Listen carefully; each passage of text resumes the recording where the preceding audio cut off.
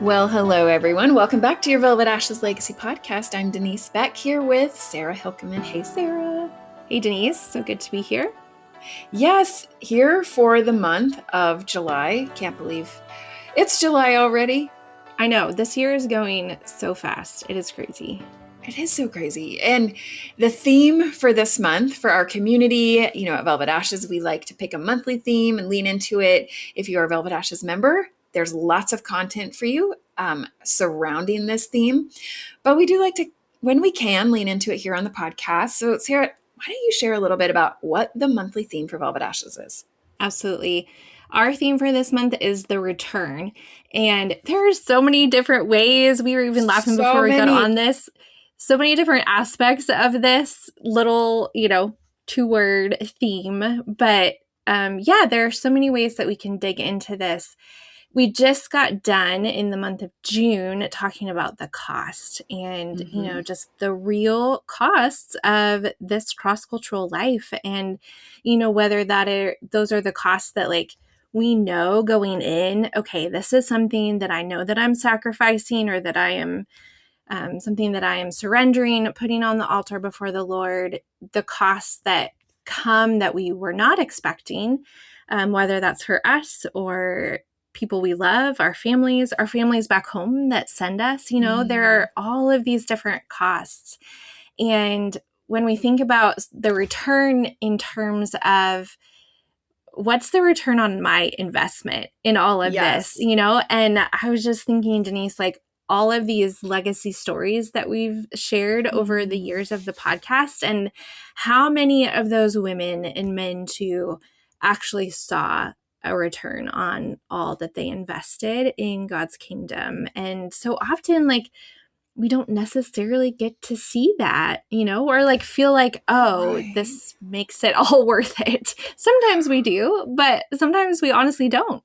Or the return we're looking for, when we went to the field, we're like, the return is these faces, these people, this movement, this difference, that's the return we're looking for. But yet, are there hidden returns? I think about I raised my family in a third world country and we visited and saw other places of the world. The return is that my kids have a worldview that is not shaped by one country. It is their heart, their lives, their passions are different. So that's a return I wasn't looking for when we went there. That wasn't what I can't say I wasn't hoping for it, but it definitely wasn't on my radar. And so I think about the returns that shape us that we maybe don't even know. What I think of you sitting here on the screen with Velvet Ashes, all of the ministry that you do, messaging people, creating content, shaping conversations, encouraging, that's a return on your time on the field, but that was probably not what you were looking for when you set out to go, Right. Yeah. I think of the way that because I have experienced things like burnout on the field, because I have experienced, just even the joys and challenges of serving as a single, it allows me to have a perspective that then hopefully I can use to encourage other people or just bring that experience. But even that return in, using these terms that we're talking about, I also feel the weight of the cost at the same time. Was it worth it to go through burnout in order to be able to bring encouragement and speak into that for other people? Would I have rather not gone through that, And so even talking about the return, I feel like you can't separate it in a lot of ways from the cost. Yeah, from the cost. I'm not a big financial guru by any means, but I feel like in financial conversations, there is that return on your investment is what you put in less than what you're getting out, and that is worldly value system. And it's hard for us to separate that out to heavenly value systems for sure. I think of fun returns, Sarah, I like Indian food now. I had never had Indian food, fun returns on investment are the sounds, the memories, the smells. This is going to sound oh gosh, we might even have to edit this part out, Sarah, but the idea of when we were serving in Africa, like body odor was like when you were close to somebody, that was what you smelled. And Mm-hmm. that brings a nostalgic, whenever we come across that in our lives now, it's like, it's not a repulsive, it's like an endearing smell, of like, Mm-hmm. oh, that is an interesting return of like, it's a Yeah. reclaiming of this thing that is negative that I now see like, oh, that's endearing to me, oh my Well, goodness, like, yeah. I do think of in the early days of COVID, I was in the US, so a very different experience than maybe other parts of the world. But when it kind of hit where I was living, where there was the toilet paper shortage and all of that, and Oh just yes. that there were other things where it was like, oh, either you can't get to the grocery store or there are things that are not there, and I was like, oh, actually, I have this skill that I learned on the field Yes, you of do. making do with what I have, and being creative with like, oh, I can take these ingredients that I have in my house and make a meal because there were so many things that I didn't have access to on the field. So yeah, there are those things of like, oh, I can actually do this. I can do hard things. Right, Yes. exactly. That plays over and over in my mind for sure. What about like the return aspect of this is a time of year when a lot of people are returning to their passport country, whether that's for It good is, yeah. or for a visit. What does that bring up with this topic? I know, yeah, it is a big like transition time for a lot of people, which is so interesting. Depending on where people are from, in the US, it's summer, and so it's hot in most places. And you kind of think of like fun, rest, vacation, like all of these types of things. And particularly home assignment is not necessarily restful. And there can just be all of those challenges of I am coming into this passport country that is one of my homes, but things change. And like, there's just a lot going on in the world and a lot to Mm, hold of coming at things from a different perspective. Like all of these things that we just talked about, these skills that we've learned, this worldview that has been shaped by where we have gotten to live, then we are walking into some of the kind of, hot button topics, these like yeah. challenging political situations that maybe we haven't followed super closely, or we have because they're impacting where we live, or things that have changed in our churches, our, the denominations that we have grown up in or that have sent us out, like all of these different layers of how do I walk into this having this changed perspective, or the ways that where I have lived has influenced me Hmm. into these like really challenging things. Yeah, like there's an aspect of like you have removed yourself from your passport country and you don't have to think about certain things. You Mm-hmm. are in it. You are, what is our ministry doing? What are the needs in front of my face? And then there's this moment, whether that happens on a British Airways flight or an Emirates flight or whatever it is, where you have to turn and be like, okay, I'm going to be entering back into, and I've got to put back on and be knowledgeable about and have conversations and be prepared for some of these things that I really was so glad to walk away from. And one of those I think that comes to mind is there are lots of conversations happening in circles that I listen to about women's role in the church. We know that the SBC is voting about what does that look like for women in our congregation. And there are so many emotions that surround that on both sides. Mm-hmm. And I think, especially for our community, women who serve cross culturally, it affects us in ways like some people went to the field because that's where they felt like their giftings would be most needed, most used, and most accepted, because there weren't places where they felt they fit in their church. So that's Sure. one area of this. There are some where it's like I haven't had to think about this. It doesn't matter where I'm Right. at.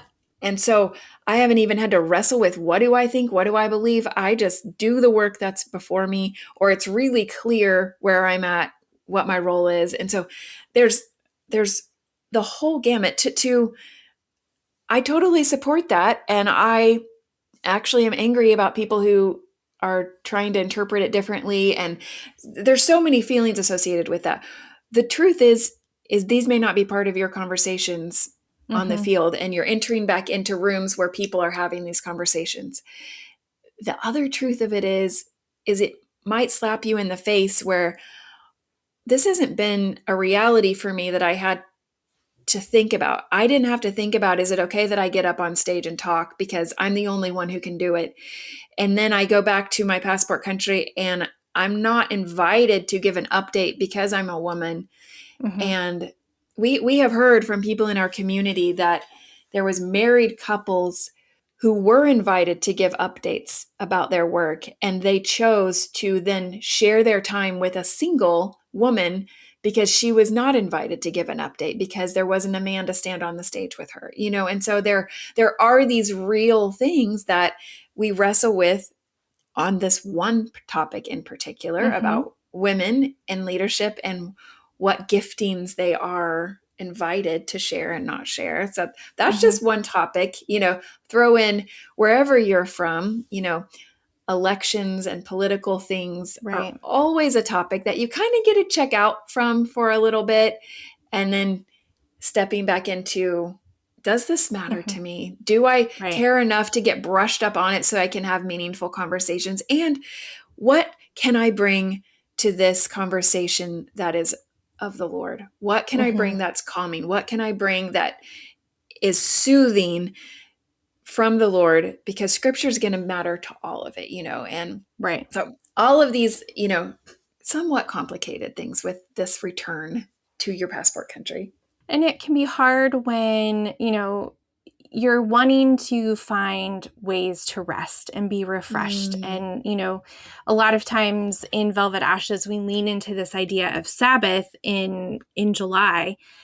But when you're talking about having to wrestle with these hard topics and these hard conversations, especially if you have not had to deal with that, like you are just dealing with the issues that are very challenging where you are, and this maybe has not felt important to you. And so then trying to like wrap your mind around what are all the elements and how do I go into this conversation with a lot of grace, but then also bringing this perspective that I have wrestled through and has come about on the field. And so, yeah, it can be hard to try to hold all of that, you know. Right. How in the world do we rest in this life? Yeah. And then how many mixed messages do we get about rest on furlough? Because I think we have asked in our community before, and they're like, oh yeah, whatever, that is not restful. You know, we need a rest from our rest if that is restful. But so one of the verses, in fact, the verse that helped us choose this theme is Isaiah 30:15. And the part of that is, only in returning to me and resting in me will you be saved. And so part of the return is that reminder to us that in him is where we find our rest. And sometimes even as cross-cultural workers, we have to remind ourselves to return to him, to return to what matters, to return to what he's inviting us to, which is, my burden is never going to be too heavy for you. But the reality of how that plays out is super complicated. Sarah, what things do you know from experience or hear from our community make it challenging to find that rest as a cross-cultural worker? Yeah, I think it a lot of it depends on what is the culture, not just the culture that you are living among, but the team culture and the organization culture and the perceived expectations from supporters, you know, of what rest looks like. And I do think as global workers, like, we know the need is so great. And so it can feel harder, I think, to actually like step away, you know, whether that is a weekly Sabbath or a set amount of time every year, whatever the rhythm might be, it can be hard to step away from that. And but I do think it is an invitation, like the verse that you talked about, Denise, the end of it the Lord is saying you would have none of it. Like there is this invitation to step into returning and finding our confidence and our rest and our peace in the Lord. But we have the choice to do that. And I do think there are just a lot of things that war against us as global workers, whether that is, what does it look like to do that as a family with kiddos? What does it look like when I am by myself all the time? And so, if I have this idea of Sabbath is spending time alone, I don't want to do more of that, or it's not safe for me to turn my phone off for an extended period of time or whatever that might be. Well, and I imagine, if you are a member, that there are a lot of resources we have ourselves talked about offline, these great podcasts or people that are doing a lot of great work and research and talk around this about how do I incorporate this into my life. And, as global workers, we do have to turn that a little bit to our filter is a little different than just a normal everyday life in our passport culture Sabbath, but lots of good resources we'll include for members this month. But one thing as we get ready to introduce our interview for this month, I got to sit with Aubri Casey of Train International. Aubri served 10 years on the field with her family. She talks a little bit about that and, the challenge of finding rest and how to do that well. And now in her role of Associate Director of Adult Debriefing with Train, she gets to come alongside people and help them understand the importance of this. And she goes into that well. But one thing she mentions at the end when I'm asking, like if it's one thing to start that somebody feels overwhelmed by this. And she mentions the phone, the device in your hand, just like turn it off for 2 hours. There's so many things that I have been researching and reading lately that just have to do with presence and what does it look like to put this device away. And I know that security issues, you even mentioned them, sometimes it actually goes against team protocol because we live in a war zone and I need to be able to be accessible at all times. But if you power down your phone, or even when you are sitting across from somebody, to not put your phone on the table, what that does to the person you're sitting with, to not even have your phone out, communicates, and it does something to your blood pressure and it does something to the connection you have with your eyes. Like this device prevents so much rest from happening to us. And so what are things you can do centered around our connectedness to technology that actually invite a dependence on the Lord and invite rest and invite presence, things that we have slowly chipped away from ourselves? How can we begin to add those back in? And I wished we had more time to sit with that idea of disconnecting from our phone and how much rest that brings back to us. But I loved it so much. I look forward to you guys getting to sit with this conversation with Aubri. It's fantastic. Lots of resources that she has for you and invites you into with Train International. As always, we will include any of those resources in the notes from this podcast episode. Always a pleasure to be with you here, Sarah. Yes, you too, Denise. Always love being here with you guys as well. Thanks for joining us for this Velvet Ashes Legacy podcast. Now enjoy this interview with Aubri Casey. Every voice part of the symphony.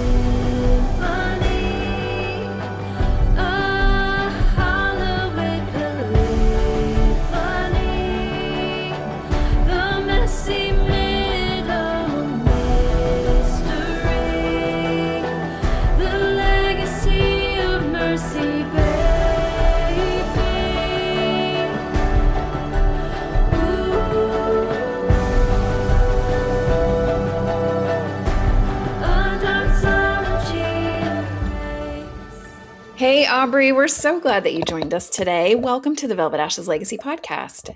Thank you. I am so happy to be here. It's kind of fun because we professionally run in the same circles now, but we also have known each other for a really long time because you and I were both on the field, separate places, but at the same time. So tell a little bit about your family and the history that you have with serving cross-culturally. Yeah, thanks. I just will mention my husband takes full credit for your being introduced to Josh. As so you when should. she says way back, she means like high school way back with my husband. That's true. We haven't known each other that long, but this is true. Yeah, so I went to Bosnia and Herzegovina back in 2009. I don't know why that sounds so long ago now, probably because it's been almost 20 years. Oh my goodness. I know. We went together, my husband and I, and we took that adventure as a married couple. We'd been married for, I think, 12 years at that point, and did not have a family, had not had kids, and did not think that that was in the cards for us.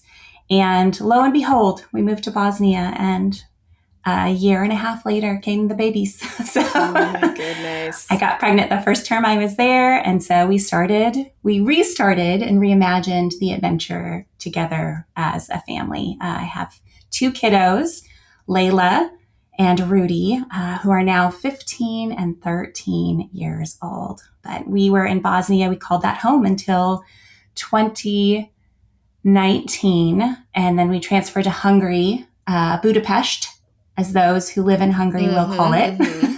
We transferred there for a year. And yeah, you and I are from the same sending church.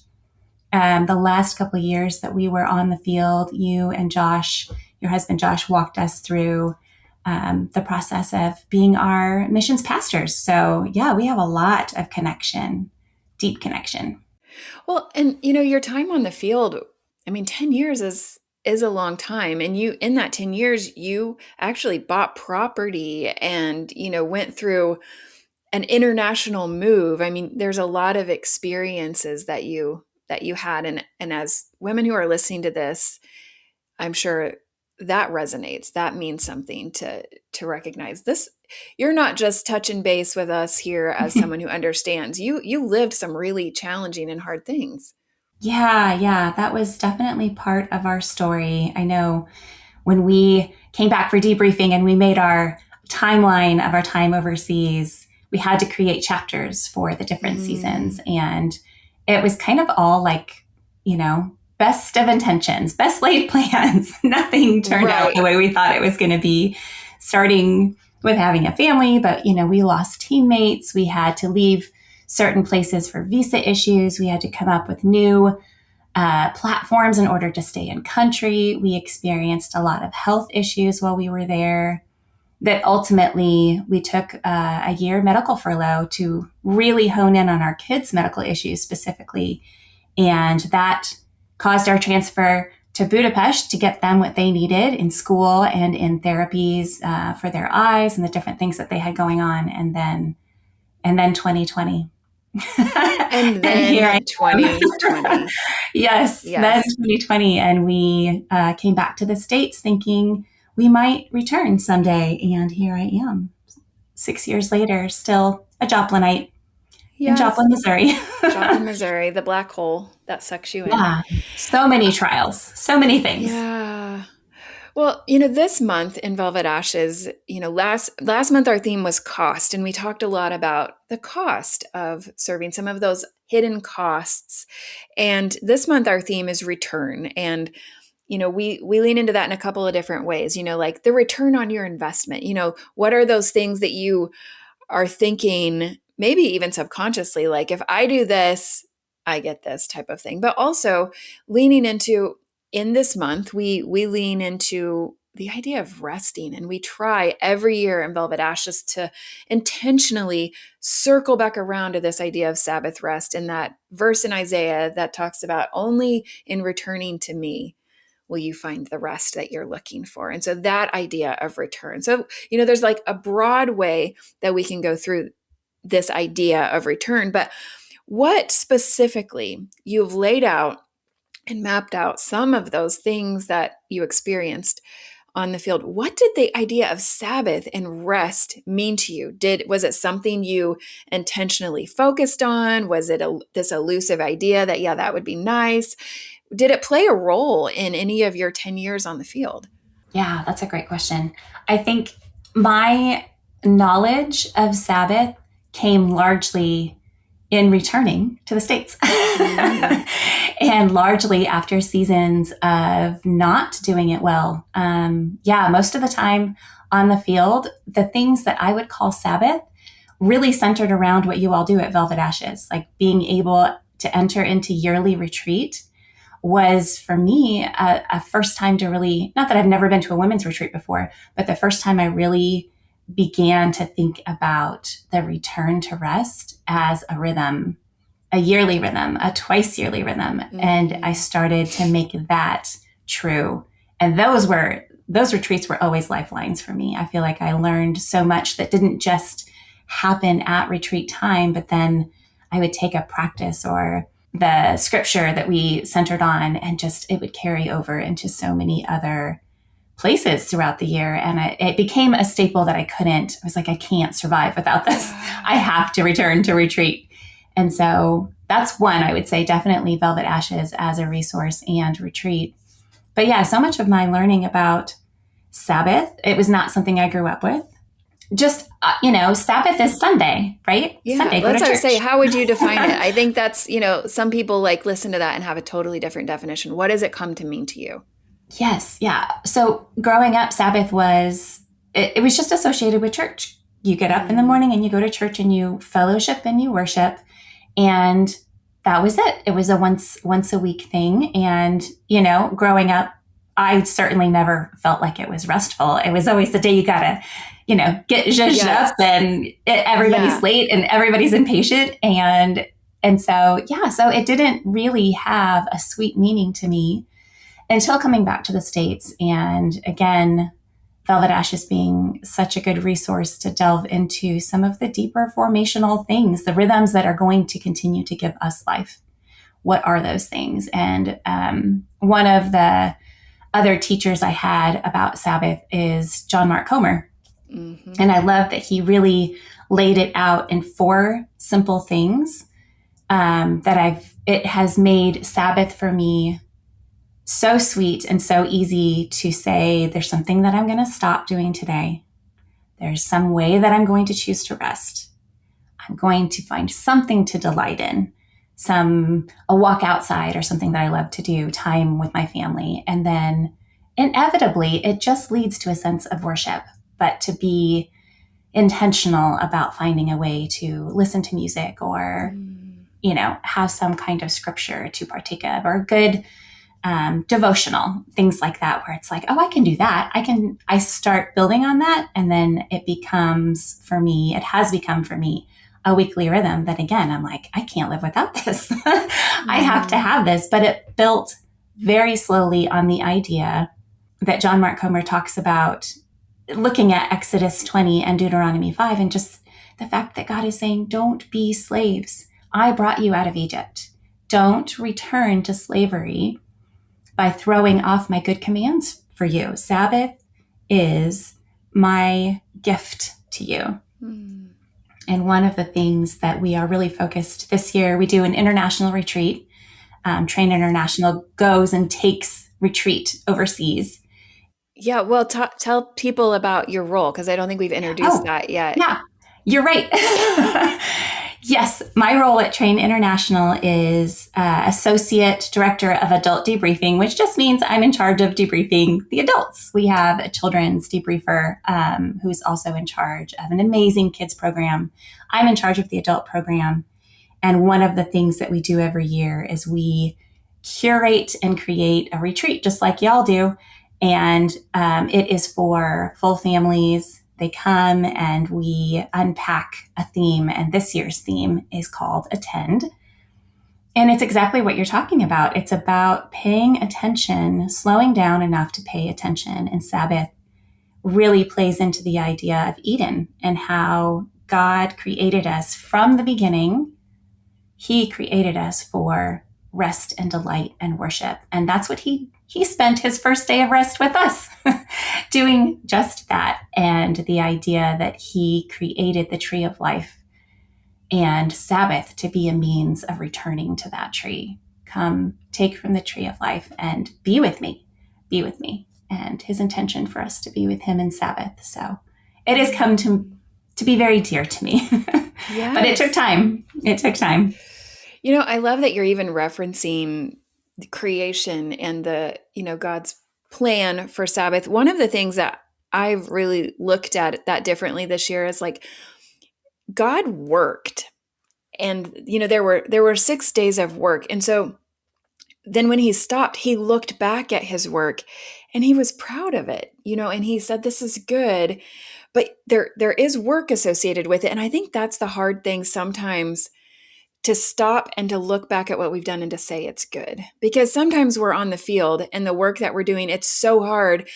It's not like painting a room. You can't look at it and be like, it's done, it was good, And so to get into these rhythms of weekly or yearly Sabbath, where you look back at your work and you say it's good, sometimes that's a hard thing, is to recognize, I feel like I've worked and I've got nothing to show for it. But to be able to do that and to say, this is a good work that the Lord is doing, even if I can't look at it and say it's done, that's sometimes harder for these women that we're serving. Number one, to be able to stop.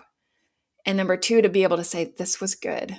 Yes. Yes. I know that was such a struggle on the field, especially being a mom with littles, and just the sense of like, it's never enough. It's never enough. Whatever it is that I'm doing, it never feels finished. It's never complete.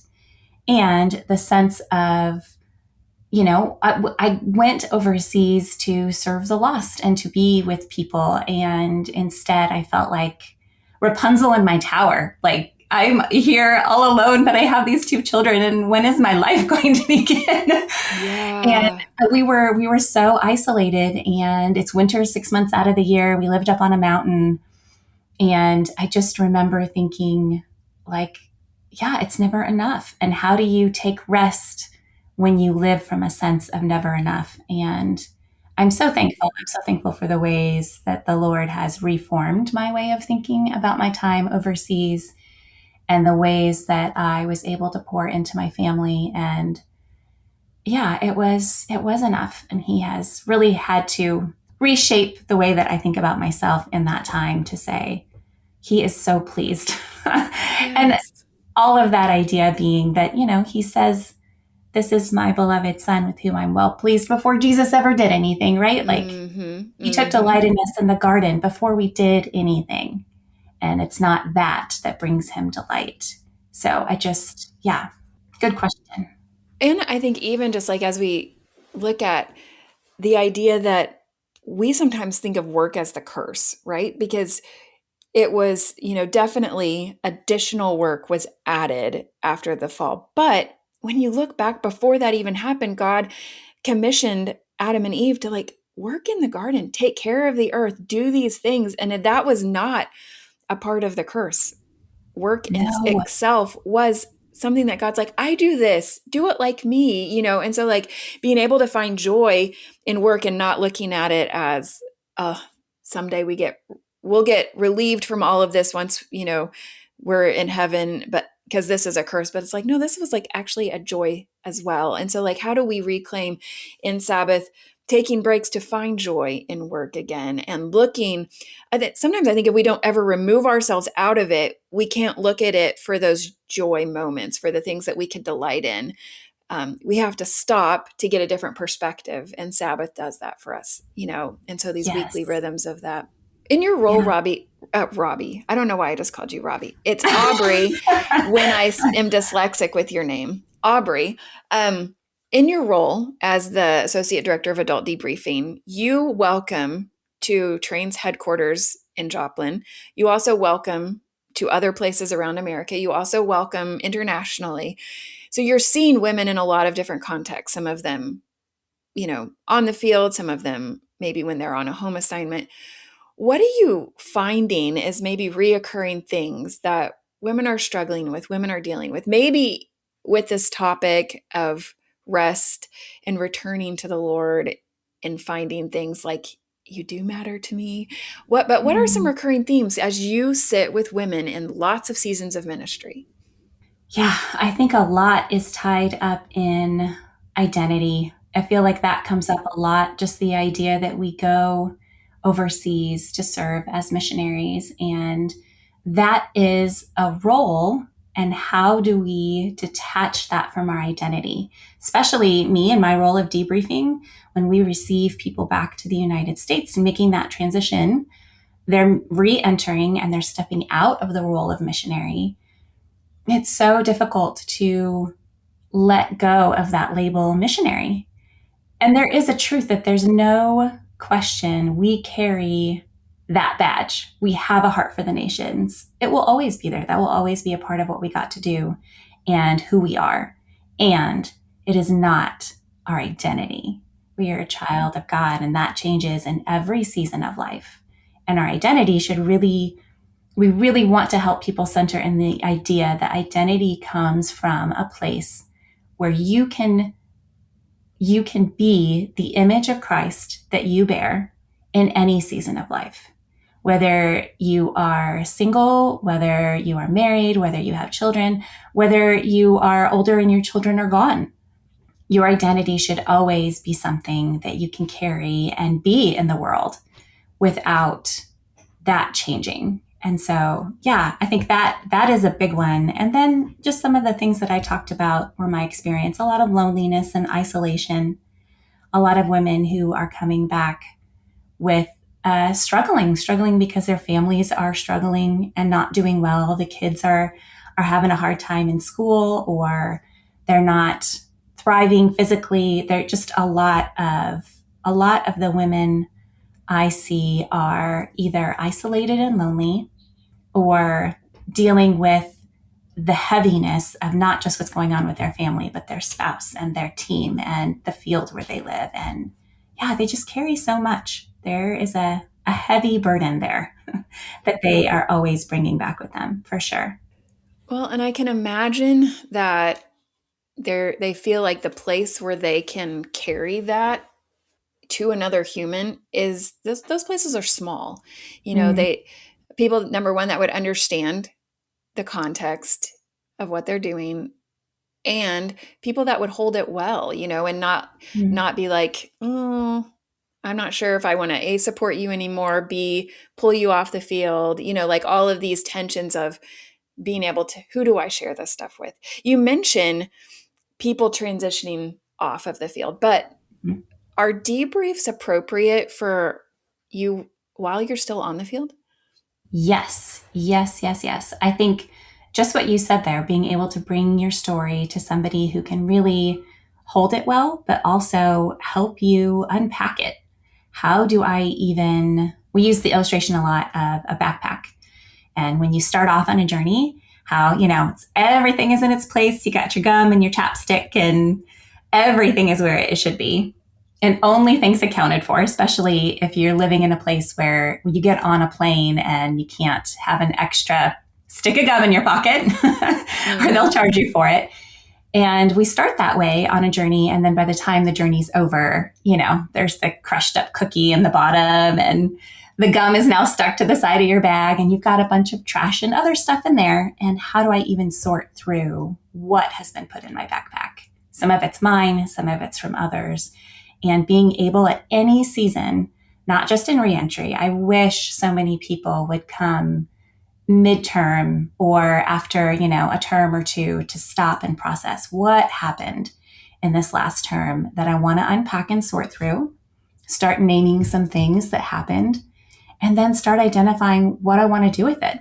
How do I move well and take this into the next season? What needs to be repacked so that I'm ready with those things for this next season? What needs to be tossed? There's things in there that are trials and trauma that need healed, and treasures that we want to honor. We want to bring those things out and remember them well. So yeah, I think please do come at any point in the journey, and especially during times of transition or heaviness where it's like, man, I just need some help figuring out what is in this bag, for sure. There's so many similarities as you're talking that I feel like debrief and Sabbath have together. It is an intentional pause. It's an intentional step away and a look back at things. And, you mentioned the John Mark Comer, the 4 things. And I feel like there's elements of that are happening when people intentionally take a time to do a debrief. But I think you're right. I think so many times people don't prioritize that as, I don't know, maintenance for the road ahead. They look at it as ending. This is an ending thing that I do, instead of this could help me, fuel me, give me a different perspective. I sometimes, when I sit with people who are in trauma, and there's this idea of when you have things that are traumatic in your life, that's like a conveyor belt. You're standing at the bottom and there's boxes coming down. And when everything is good and you understand it well, you can close that lid and put it on a shelf. But when there's trauma coming out of it and you don't know how to close it, you can't put it on the shelf, and you begin to hold it, and other boxes are coming down. And if there's other ones you can't figure out how to close, you begin to get stuck and things begin to get backed up. And so going through things with therapists, counselors, debriefers help you to be like, I need to be able to close this box and set it on the shelf because I've got more stuff coming and I can't deal with that while I'm holding all of these unclosed boxes. And so you need that, whether you're closing a chapter or whether you're in the middle of a heavy chapter. And what I appreciate about, what I know about Train is there's really qualified people that help you sit with those open boxes and help you begin to shut them and make sense of the things that are spilling out of them. With Velvet Ashes, we are a community of women, and truth is that there are some times when sitting with other women feels differently than sitting in mixed groups. And we have a lot of single women in our community. And even just the knowledge of single women sitting with things is a little bit different than sitting in a group of married people. And I know you have something really special coming up that would mean a lot to single women on the field. Yes, absolutely. Last October, we have our registrations for debriefing open to whomever. And last October, the Lord brought us 7 single women. We did not do that intentionally. They did not do that intentionally, knowing that that was going to be a group just for them. But what happened in that space, being able to give them their own time and space, they don't have to carry anybody else's story. They all relate to each other's experiences. It was so good. It was like, oh, let's do this on purpose. This is something that we really want to capture. So in October, we've created a single ladies debrief that is all inclusive. Usually when people come to Joplin, it is find your own hotel, make sure you have Joplin is in Missouri for people Joplin's that don't in Missouri. Yes. That's right. What? Are you telling me that people just don't know where Joplin is? Don't know where Joplin is. Yes. Yes, Route 66. Yes, thank you. It's usually in Joplin, and you kind of have to take care of the details of staying and eating and all of that. And what we noticed with the single ladies is that there was such a desire to do everything together that we wanted to curate something just for them that was all inclusive. And so in October, the 12th through the 17th this year, we have found a space in Conception, Missouri. It is at an abbey. Name ever. It's north of Kansas City, and it is at an abbey, and it is going to be a sweet, quiet retreat space. It is lodging. It is food. We even will arrange if people need rides from the airport. The Kansas City airport is nearby. So we're hoping that it becomes a really sweet space for our single ladies to have their own time and means to process a really unique experience. And so, we cannot be more excited about it. And you're talking about the boxes and that's really hard when your box won't close to put it well on a shelf. And this is true for the single ladies debrief, and it's true for all of our debriefings. We want to not only unpack our story well and name things and decide how to repack it well, but also Train really believes in, as we're unpacking, to ask what the Lord has to say to us about those things. We don't want to miss where he was in our story. And we also do a lot of teaching and training about what transition feels like so that people can understand their experience better, that you're not crazy. It is hard. And the things that you're going through and experiencing, you are not a terrible person and falling all to pieces, that it is a phase and it will pass. But to help give them language and tools as they go along for transition, and then language and tools for what's next. So I don't think that's completely unique to Train, but we want to focus on not just helping you in the moment, but how can we help you into the next moment to come. So yeah, we're especially excited about that for Our Ladies Retreat in October. So yeah, thanks for asking. Well, and what I appreciate about Train is you do have these things. What makes you unique from other debriefers and debriefing entities is that you aren't just totally tied to a location, that you do have offerings and are willing to have conversations about bringing your team to debrief at different places. You are going overseas to do some of those things. Yes.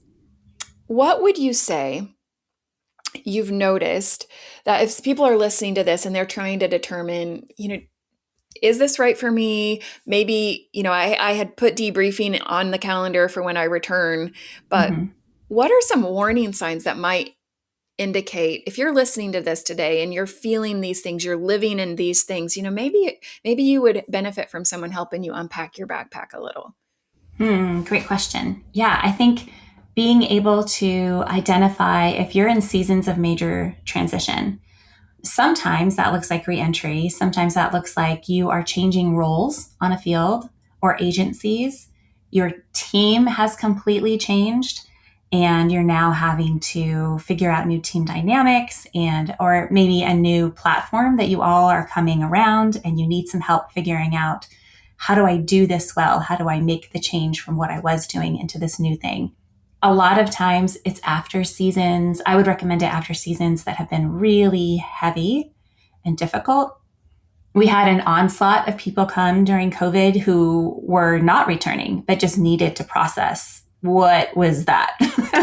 What happened and how do I move into a new reality? Really, reality changed after COVID. And how do I do that well? How do I process what was and walk into what's new? So heavy seasons, transitions with team, with family. And then honestly, if you're not really in any of those spaces, but you've been on the field a long time and things are fine. You're not really in the middle of anything, but you just have not had a chance, like you said, to open some of those boxes. What's in there? I don't know. It's been 10 years and I've just been shoving it in. It's Monica's closet. Yes. For those friends. Don't open the door. Watchers, don't open the door. It'll all fall on me and attack me if it's been a long season. And then also, if there are any people listening who have been back for a while and think it's too late, it's been a couple years. It's been too long. I can't go back there, or I don't need to go back there, but you keep finding yourself stuck. Like you cannot seem to move forward in healthy ways. Please know that it is never too late. We have had a participant, I think our record is 15 years. Wow. She had returned 15 years and she heard about our debriefing and said, I'm so stuck. I've been stuck here. We've had TCKs who have come back, who have been adults transferring home, and they've come to our debriefing saying, can you please help me process my experience as a TCK? And so, yeah, there's really no limit. It is helpful to human beings, is what I'm saying. Well, and part of the beauty that I imagine makes every single debrief have a little bit of a different flavor is the people that make up, the cohort, if you will, of people in the room. They bring a different experience. They're sharing around a table differently. So having people in a broad range of experiences adds to the beauty of what that particular debrief feels like. So on one hand, it fits you really well if you're in the season. On another hand, if you're in a different season, you bring a different element to help shape what this cohort would feel like. And so it's great to have many different experiences building in, pouring in, and shaping each other through that. Yes, absolutely. Yeah. And that is really the gold behind. It is not something that we have advertised on our website. not because we don't do it. We do online debriefs for people who really need something in the moment and they need somebody to talk to now, and it's not a scheduled event. We do have that available if you get in touch with us. The reason we don't advertise it is exactly what you're saying, because we really want to encourage people as much as possible to be a part of a group debrief. It sounds like, I don't know, I don't want to be in a group, what if I don't like the people I'm with? Or, what, I have some things that I need to unpack that feel too personal. I'm telling you, the magic in having the group together, it really cannot be repeated just one-on-one alone. It's a different space. And so just like you said, there's such a gift of the wisdom of the room and the shared experience that these people get me. This is my tribe. And it is huge to feel understood and to know that I can share this story so safely with these people who aren't. They're not judging me. They're not expecting anything from me. They just understand. And yeah, it really is a gift you can't replicate any other way. So group debriefings first, but we do offer online debriefings. But if you need it. And, and the cool thing about Train 2 is that you also offer spiritual direction and coaching. And so if you really find these people got me and my debrief is over, there is a way to stay connected, to keep being resourced after you return to, the field or to your next thing, that it doesn't have to just end there. Train kind of has you covered for more than that, which is really cool as well. One of the things that you also have that's a little bit time sensitive coming up that I just wanted to touch on real quick is this Missions Beyond Burnout cohort. I would love for you to just share a little bit about that, but also kind of there's a special for Velvet Ashes people. If you're listening to this on the day this podcast comes out, you can take advantage of that. But share a little bit about that. Yeah. From the day that the podcast comes out, I think you've got about a week. July 6th is the deadline. And then we will be starting our Missions Beyond Burnout cohort on July 16th. It's 6 weeks. It is coaching based. So it is going to be chock full of professional coaches who are there to help you in your season of burnout, make connections with what brought you there. What is the human condition that brought me into this space of burnout? And how do I keep finding myself back here? How do I keep myself from finding myself here again? And we travel together with the same group of people for 6 weeks.